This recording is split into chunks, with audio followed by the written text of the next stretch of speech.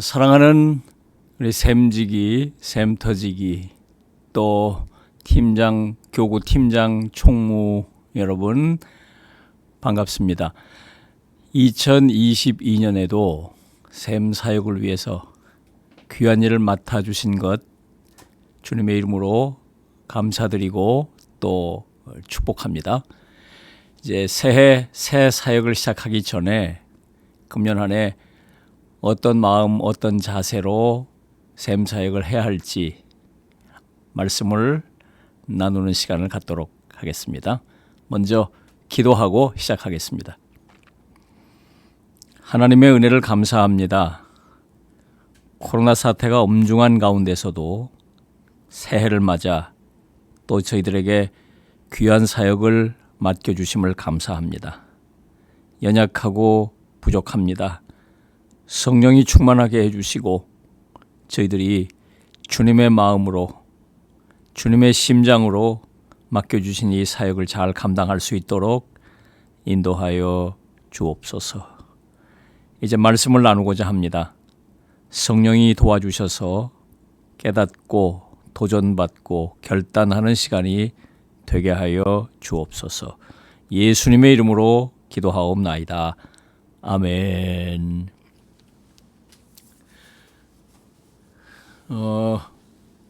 전에 설교 때도 제가 한번 말씀을 드렸던 기억이 납니다.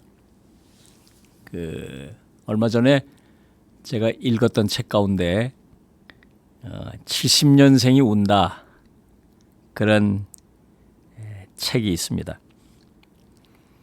70년생 이분들이 직장 또 일터에서 리더로 일하고 있는데 신입사원들이 이제 90년생들이 대거 이제 취업해서 들어오고 있는 상황 속에서 저들이 운다 그런 얘기를 하고 있습니다.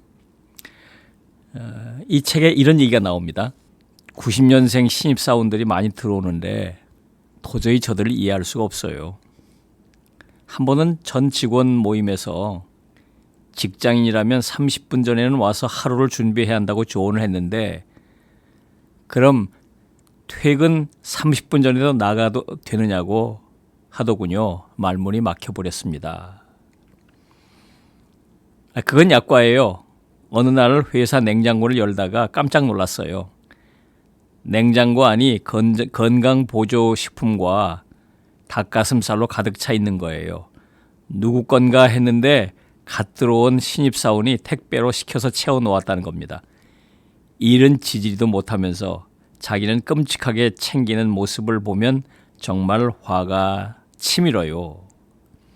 이 70년생 리더들이 갓 들어온 90년생 신입사원들 때문에 너무 힘이 든다는 겁니다. 일을 바라보는 생각, 일터를 바라보는 생각, 공동체를 생각하는 것들이 너무 다르기 때문이죠. 이 70년생들은 당연히 자기들은 직장을 위해서 헌신하는 기본적인 준비가 돼 있고 일터를 위해서 자기 희생할 각오가 돼 있고 그래서 직장이 잘 되면 그 결과 자기도 승진하고 또 자기도 돈 벌 수 있는 기회가 생기니까 일터를 위해서 헌신해 왔고 그것이 당연하다고 생각이 됐는데 이 90년생들은 직장이고 일터고 공동체고 안중에 없다. 자기가 중요하다는 거죠. 그래서 공동체가 아무리 무슨 요구를 하거나 뭐 어떤 희생을 헌신을 강요해도 나에게 도움이 되지 않으면 뿌리치고 이직을 하거나 회사를 나가버리거나 그러기가 일쑤이고 그것이 이 90년생들의 상식처럼 지금 그런 풍조가 확산돼 있다는 거죠.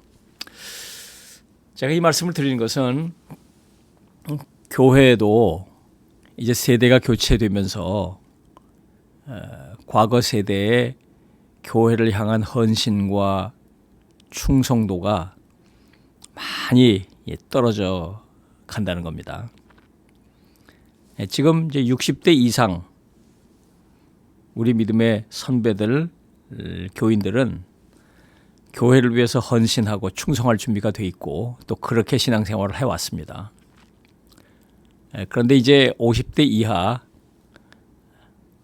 이제 이게 20, 30대로 가면 더하죠. 교회를 위한 헌신, 충성보다는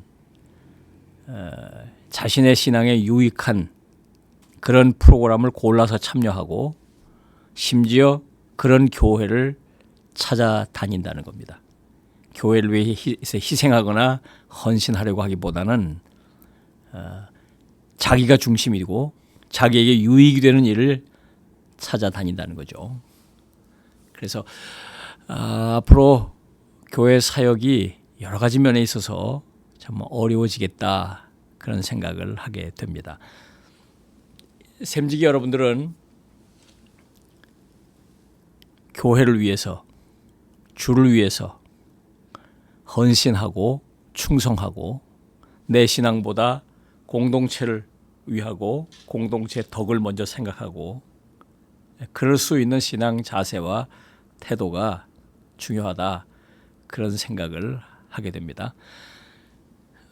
1961년 미국의 존 F 케네디 대통령이 취임하면서 취임 연설에서 밝힌 내용이 지금까지도 미국인들의 가슴을 흔들고 움직이고 애국심을 고취하는 데 크게 기여를 하고 있죠. 그 연설 한 토막. 국가가 여러분에게 무엇을 해 줄 것인가를 묻지 말고 여러분이 국가를 위해 무엇을 할 수 있는가를 물어보십시오. 나라가 나한테 뭘 해줄 것인가? 그렇게 묻는 국민들로 가득 차 있는 나라는 나라를 지켜가기가 어렵고 나라가 발전하기가 어렵죠. 그러나 내가 나라를 위해서 뭘 할 것인가를 생각하는 사람들이 많은 나라는 강대국이 되고 부강한 나라가 될 수 있습니다. 교회도 마찬가지입니다. 교회가 나를 위해 뭘 해줄 것인가 그런 생각을 가지고 교회를 다니는 사람들로만 가득 찬 교회들은 오래 존속하기 어렵고 부흥하기 어렵습니다. 그런데 교회를 위해 내가 뭘 할 것인가 이런 생각을 가지고 신앙생활하는 교인들이 많은 교회들은 교회가 어떤 어려움 속에서도 든든히 서가고 부흥하고 발전할 수 있습니다. 특별히 우리 샘 사역자 여러분들은 내가 교회를 위해서 무엇을 할 것인가? 내가 교구를 위해서, 샘터를 위해서, 샘을 위해서, 샘 식구들을 위해서 무엇을 할 것인가? 이것을 먼저 생각할 수 있는 여러분들 되시기를 바랍니다. 그게 바로 헌신이죠. 그런 헌신을 잘 감당하는 사역자들이 섬길 때 그 공동체는 부흥하게 되고 결국 하나님께서 그런 사람들을 위해 합당한 복을 주시고 합당한 상을 주실 줄로 믿습니다. 오늘 제가 여러분들에게 말씀드리고자 하는 것은 바로 이 헌신입니다. 헌신하는 샘 사역자들이 되어 주시기를 바랍니다. 자, 이제 성경 말씀을 함께 읽도록 하겠습니다. 마가복음 14장 3절에서 9절 말씀입니다. 마가복음 14장 3절로 9절 말씀을 읽도록 하겠습니다. 예수께서 베다니 나병 환자 시몬의 집에서 식사하실 때 한 여자가 매우 값진 향유 곧 순전한 나드 한 옥합을 가지고 와서 그 옥합을 깨뜨려 예수의 머리에 부으니 어떤 사람들이 화를 내어 서로 말하되 어찌하여 이 향유를 허비하는가? 이 향유를 300데나리온 이상에 팔아 가난한 자들에게 줄 수 있었겠도다 하며 그 여자를 책망하는지라. 예수께서 이르시되 가만두라. 너희가 어찌하여 그를 괴롭게 하느냐? 그가 내게 좋은 일을 하였느니라. 가난한 자들은 항상 너희와 함께 있으니 아무 때라도 원하는 대로 도울 수 있거니와 나는 너희와 항상 함께 있지 아니하리라. 그는 힘을 다하여 내 몸에 향유를 부어 내 장례를 미리 준비하였느니라. 내가 진실로 너희에게 이르노니 온 천하에 어디서든지 복음이 전파되는 곳에는 이 여자가 행한 일도 말하여 그를 기억하리라. 우리 교회 입구에 마리아가 향유 옥합을 예수님께 이렇게 부어드리는 그런 그 돌로 만든 조각상이 있죠. 바로 그 장면을 말씀하고 있는 내용입니다. 예수님께서 십자가의 고난을 당하시기 전 베다니에 있는 시몬이라는 나병 환자 집에서 식사하고 계셨습니다. 이때 한 여인이 찾아왔어요. 손에 값비싼 나드 향유 옥합을 가지고 있었습니다. 그런데 갑자기 이 여인이 옥합을 깨뜨려서 향유를 예수님의 머리에 부었습니다. 너무 갑작스러운 행동에 지켜보고 있던 사람들이 다 놀랐습니다. 왜 이토록 값비싼 향유를 허비하느냐 말하는 사람들이 있었고, 계산 빠른 사람들은 이 향유가 300데나리온 이상 가는데 이걸 팔아서 가난한 사람들에게 나누어 주면 얼마나 좋겠느냐고 말하기도 했습니다. 이때 예수님께서 이렇게 말씀하셨죠. 가만두어라. 너희가 어찌하여 그를 괴롭게 하느냐. 그가 내게 좋은 일을 하였느니라. 그러면서 이 여인이 행한 일은 예수님의 장례를 미리 준비한 일이라고 말씀하셨습니다. 그리고 축복하시면서 복음이 전파되는 곳마다 이 일이 전해져서 이 여인을 기억하게 하시겠다고 축복하셨습니다. 좀 특별한 헌신이죠. 자, 이 헌신을 통해서 우리가 교구 사역을 하면서 어떻게 헌신해야 할 것인가, 어떤 태도와 자세로 헌신해야 할 것인가를 배울 수 있습니다. 그 첫째로 중요한 것은 우리가 헌신할 때 감사로 헌신해야 한다는 것입니다. 감사합니다. 이 여인이 왜 옥합을 깨뜨렸는지를 생각해 볼 필요가 있습니다. 요한복음을 보면 이 여인이 나사로의 누이 마리아라고 소개되어 있습니다.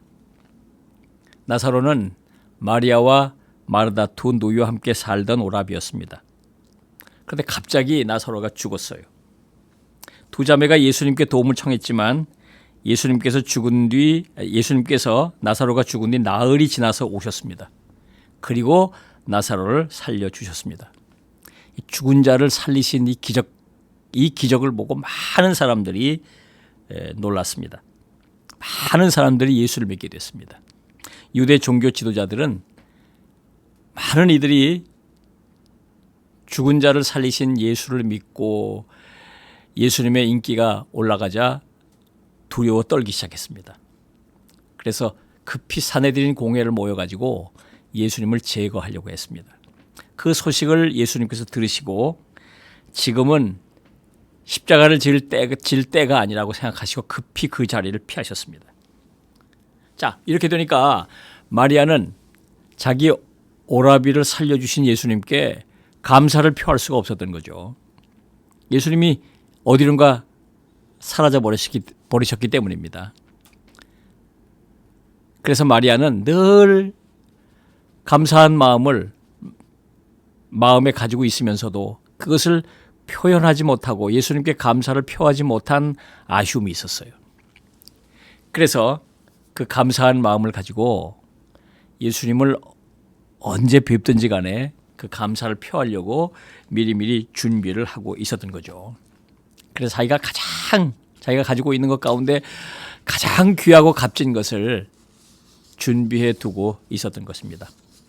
그러다가 예수님께서 자기 마을에 다시 오셨다는 소식을 듣자 그 감사한 마음을 표하려고 그 향유 옥합을 들고 예수님께 뛰어갔던 것입니다. 여러분, 우리가 주님의 부르심을 받아서 주님을 위해 헌신할 때 먼저 생각해야 할 것은 주님께서 우리를 구원하셨다는 거죠. 주님께서 우리를 위해 이 땅에 오셨고 우리를 위해서 십자가에 달려 죽으셨고 그래서 우리가 구원을 받았고 하나님의 자녀가 됐고 또 우리가 하나님의 일꾼으로 부르심을 받는 이 놀라운 복을 누리게 된 것이죠. 값없이 구원받았고 값없이 하나님의 자녀가 됐고 값없이 하나님의 일꾼이 된 것입니다. 얼마나 감사합니까? 이 감사한 마음으로 맡겨주신 일들을 감당해 주시기를 바랍니다.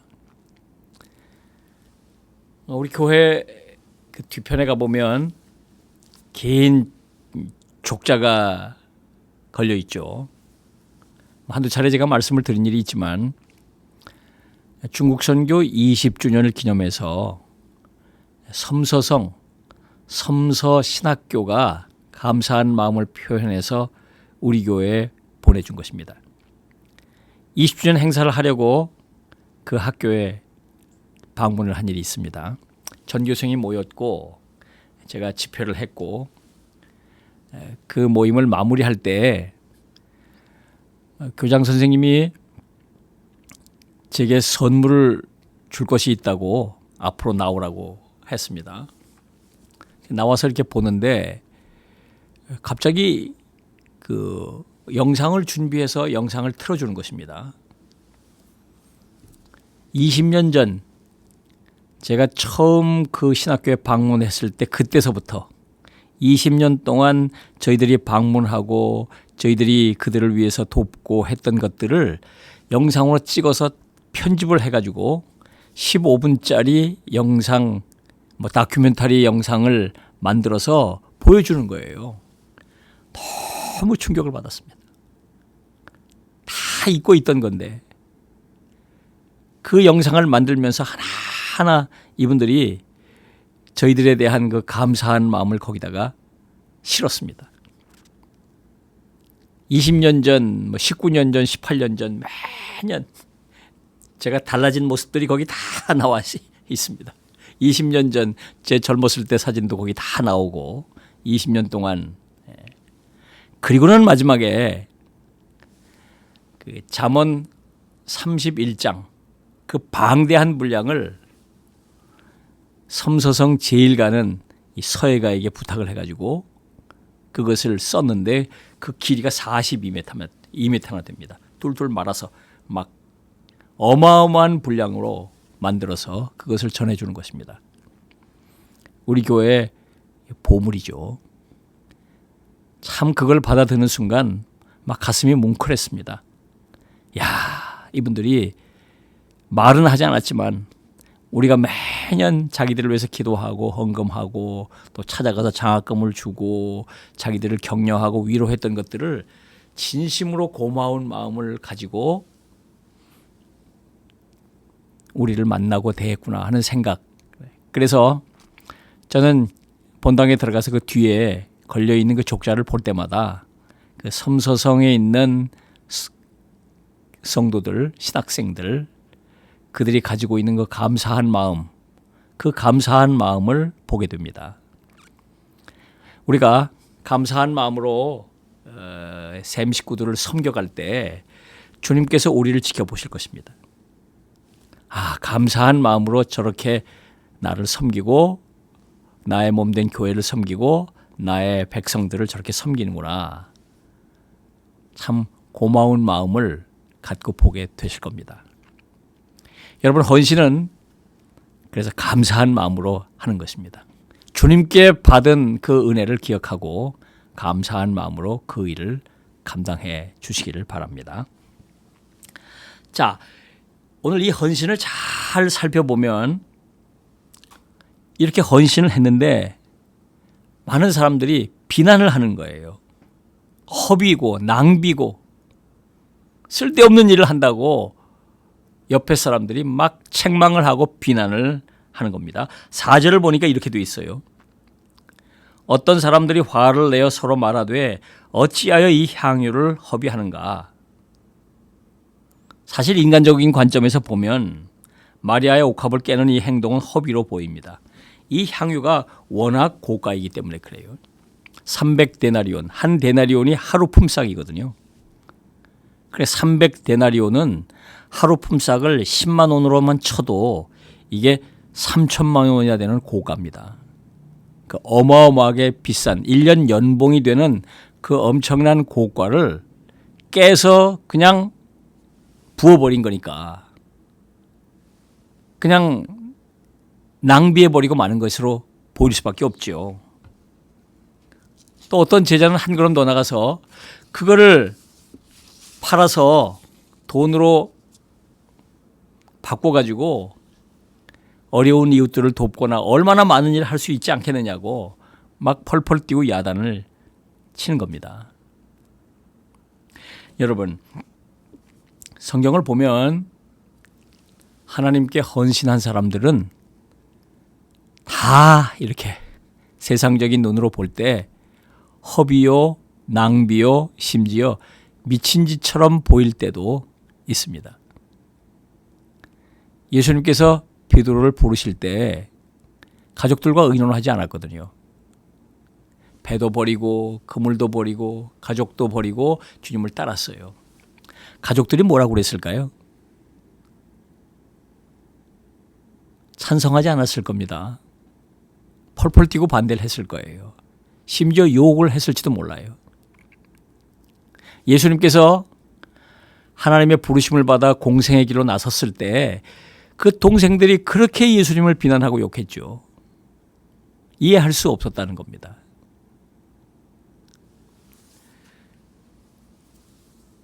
솔로몬이 하나님 앞에 왕이 된 다음에 첫 번제를 드리는 이야기를 여러분 아시죠? 자발적으로 하나님 앞에 감사한 마음으로 번제를 드리러 갔습니다. 번제는 왕이 번제를 드릴 때 번제는 한 마리 소면 충분합니다. 한 마리 소면 충분한 거예요. 그런데 1,000마리를 드렸다는 거 아닙니까? 1,000마리를 드렸다는 거예요. 한 마리면 충분한데 10마리도 과하고 100마리도 과하고 500마리도 과한데 1,000마리를 드렸다는 거예요. 1,000마리를. 아마 많은 사람들이 그랬을 겁니다. 너무 과하다. 낭비다. 왜 저렇게까지 할 필요가 있나. 많은 사람들이 그랬을 겁니다. 그런데 하나님께서 그것을 보시고 너무 감동을 받으셨어요. 너무 놀라신 겁니다. 하나님을 기쁘시게 드렸던 거예요. 여러분, 우리가 샘지기로 사역을 할 때 가족들이나 주변 사람들이 너무 과하다. 뭐 저렇게까지 할 필요 있냐. 그렇게 말하는 사람들이 있을지도 모릅니다. 저도 옛날 생각을 해보면 제가 교회학교 교사로 봉사할 때 저희 가족들이 그 당시 예수 믿지 않던 저희 가족들이 뭐 보통 나무라는 게 아닙니다. 너는 그때 제가 대학 다닐 시절이니까요. 너는 학교를 다니냐 교회를 다니냐. 좀 작작해라. 남들처럼 그냥 주일날 가서 예배 드리고 그러면 좋지. 이게 며칠을 가는 거냐. 지금도 그 옛날 야단 맞았던 생각이 귀에 쟁쟁합니다. 하나님께서 그렇게 헌신한 것을 지켜보셨기에 큰 복을 나리시고 크게 축복하시고 하나님을 위해 더 귀하고 놀랍게 사용하신 것이죠. 이렇게 하나님 앞에 거룩한 낭비를 한 것처럼 보이는 이 헌신을 했던 사람들이 다 하나님 앞에 크게 쓰임 받았어요. 다 합당한 은혜를 받은 것입니다. 여러분, 받은 바 은혜에 감사해서 주께 헌신하는 것은 자발적으로 하지만 그게 낭비처럼 비춰질 정도로 최선을 다하고 가장 귀한 것으로 정말 할 수 있는 최선을 다해서 하나님께 시간도 내고 마음도 내고 물질도 내고 몸도 시간도 사랑도 다 드리는 것입니다. 금년에 성령의 감동을 따라 여러분들이 이 귀한 사역을 하면서 거룩한 낭비를 해보시기를 바랍니다. 자, 그런데 예수님의 반응이 좀 뜻밖입니다. 6절을 보니까 그가 내게 좋은 일을 하였느니라 라고 말씀하셨습니다. 특별히 8절을 보니까 그는 힘을 다하여 내 몸에 향유를 부어 내 장례를 미리 준비하였느니라 라고 말씀하셨습니다. 마리아는 정말 아무 생각 없이 아무 목적도 없이 그저 감사한 마음으로 그 향유를 예수님께 부었을 뿐이에요. 그런데 예수님께서 그 헌신을 놀랍게 사용하시고 받으신 것입니다. 이제 며칠 뒤에 십자가에 달리실 텐데 예수님께서 죽으실 거 아니겠어요?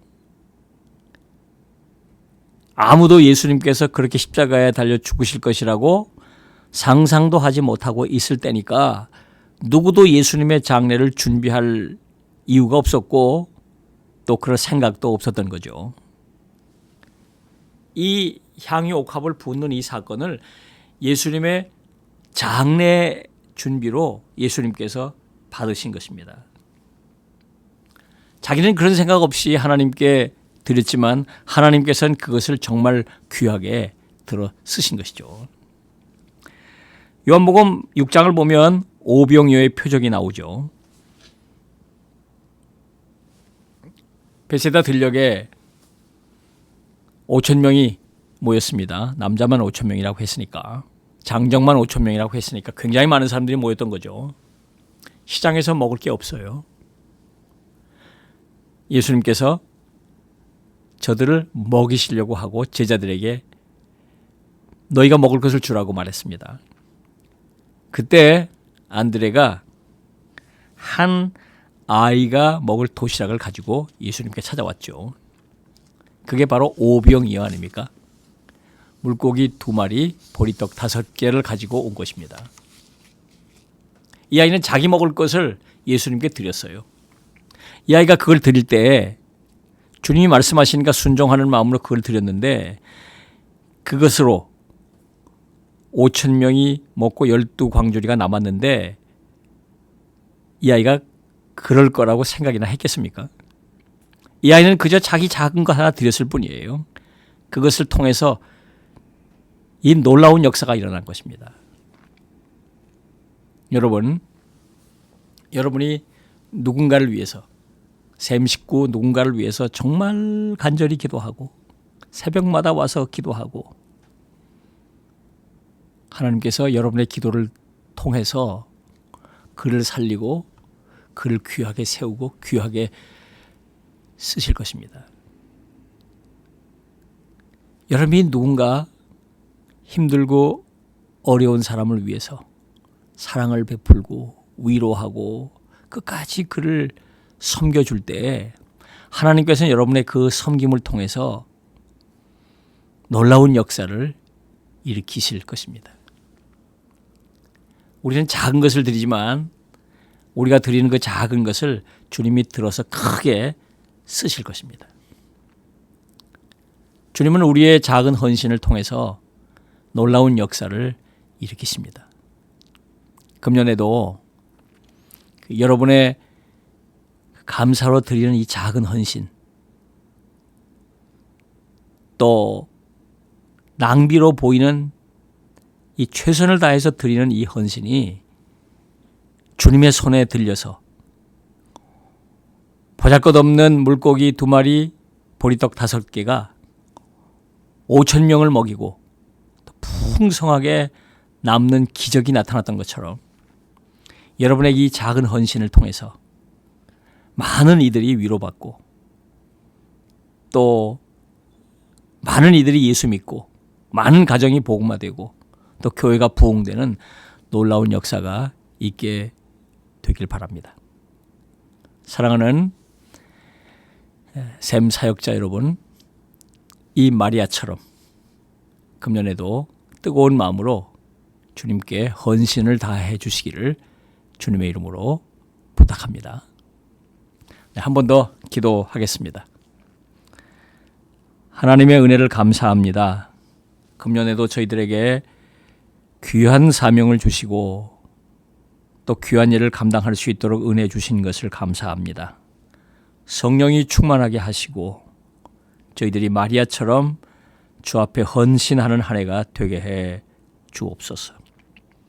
정말 받은 바 은혜를 기억하고 감사한 마음으로 헌신하게 하시고 최선을 다해서 나의 가장 좋은 것을 주님께 드리는 헌신이 되게 해주시고 또 비옵기는 저희가 드리는 이 작은 헌신이 주 앞에 들림받아 귀하게 쓰임받는 한 해가 되게 하여 주옵소서. 예수님의 이름으로 기도하옵나이다. 아멘. 감사합니다. 한 해 수고해 주시기를 바랍니다. 감사합니다.